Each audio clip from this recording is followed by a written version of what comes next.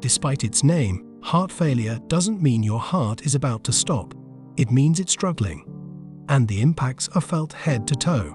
Heart failure occurs when either the left or right side of the heart doesn't work properly. When the left side of the heart isn't working like it should, blood gets backed up in the lungs. This makes you short of breath.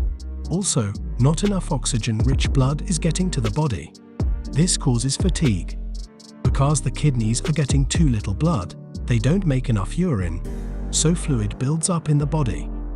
This can cause swelling in the body, most easily recognized in the lower legs and feet. When the right side of the heart isn't working like it should, blood returning to the heart backs up in areas throughout the body.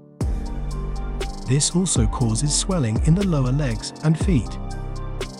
The sluggish flow of blood in heart failure can also lead to blood clots forming in the heart. They can travel to the brain and cause a stroke. Blood clots can also form in the legs and then travel to the lungs, a potentially serious condition. Finally, the failing heart can develop dangerous heart rhythms that can cause cardiac arrest.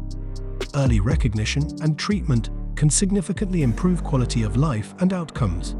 Now that we've explored how heart failure affects the left and right sides of the heart, it's important to understand the two main types of heart failure: systolic and diastolic. These distinctions highlight which part of the heart's pumping cycle is primarily affected, as the pumping and filling functions can be impaired in different ways.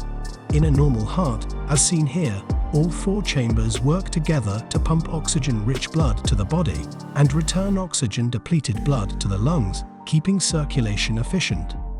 But when the heart's ability to pump blood weakens, it leads to systolic heart failure.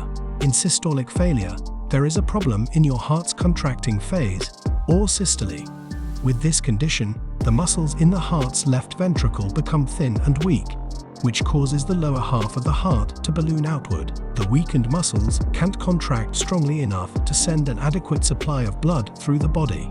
This weak heart type of heart failure can occur in the right ventricle as well.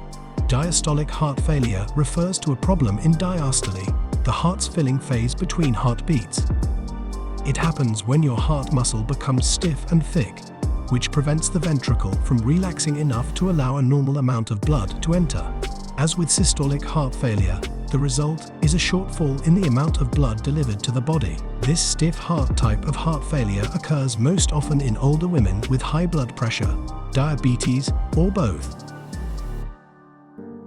The distinction between systolic and diastolic heart failure is important to your doctor because the two types demand different treatment approaches. However, symptoms tend to be similar for both. If you're experiencing symptoms of heart failure, talk to your doctor. Early diagnosis and treatment can make all the difference. Thanks for watching. Like this video and subscribe to our channel for more 3D health content.